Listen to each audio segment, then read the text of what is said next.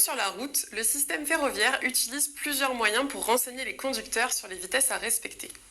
Le premier moyen, c'est la réglementation générale ferroviaire. Elle impose une norme des vitesses sur certaines voies, comme le fait le code de la route. Prenons un exemple. Sur le réseau routier, un véhicule circulant en agglomération est limité à la vitesse de 30 à 50 km/h. Sur le réseau ferré, un train circulant sur des voies de garage est quant à lui limité à la vitesse de 30 km/h.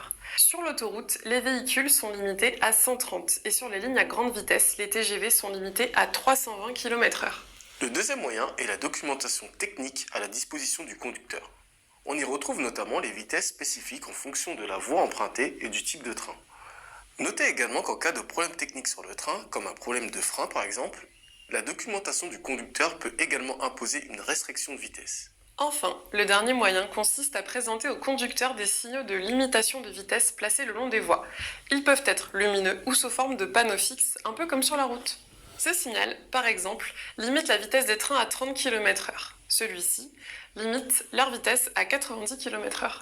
Mais pourquoi ces limitations ?